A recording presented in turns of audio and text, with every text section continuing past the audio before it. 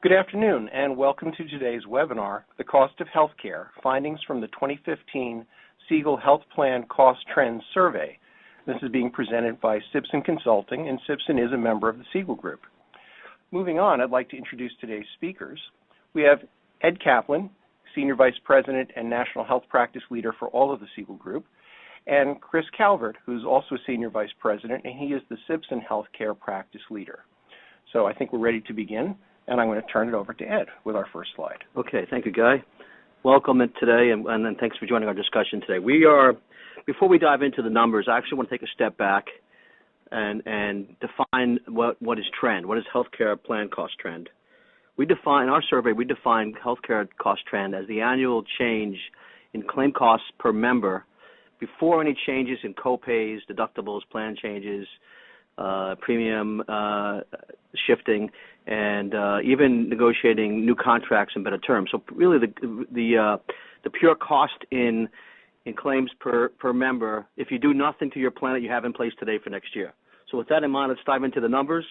As you can see here in 2015 with PPO trends, medical PPO trends, which is the predominant plan that most employers offer their employees, the trend rate for 2015 is forecasted to be 7.5% to 8% next year over 2014 cost. Now remember, our trend survey, which we do every year, we've been doing for several years, is a survey of about a little over 300 health insurers, HMOs, TPAs, and PBMs.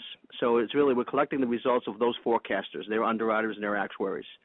We also do our own internal analysis for our own clients, as a check on the survey. But these are the results on the actual external survey.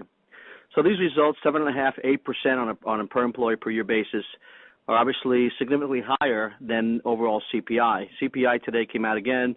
Annual CPI or core CPI is running at 1.7% per year. So very tame. Gas prices are down, helping to keep inflation tame. But so although the 7.5% to 8% forecast is similar to prior years and relatively lower than historical trends over the last 20 years, still well above overall CPI. We'll get into why that is.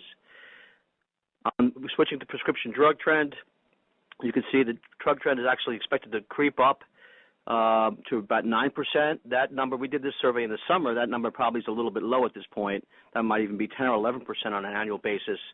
We'll get into two primary reasons there. Specialty drug costs, as many of us are aware, just exploding on the scene with new drugs and higher inflation rates for those specialty drugs. And also the fact that the patent expirations of the last few years on blockbuster drugs like Lipitor have basically kind of run out of gas, and so we've lost that offsetting factor of higher generic dispensing rates in the last several years. That's kind of leveled off. So now we're seeing the specialty drug trend, which was there before, actually showing all of its costs without the offsetting help from the generic dispensing rates increasing. On the third item there, and this is some good news here, is that for groups that have significant population of Medicare-covered lives, Medicare-eligible retirees, trends there for Medicare SUP, Medicare Advantage plans are running at about 3 to 4% forecast for 2015. Here you can see the specialty drug. We track that now. The last few years, we actually asked the forecasters to tell us what they think on a per member per month basis the annual trend is in the specialty drug cost, and it's an exceptionally highest rate we've seen since we've been doing the study, of 19.4%. And it's really a double whammy for specialty drugs. And why is that?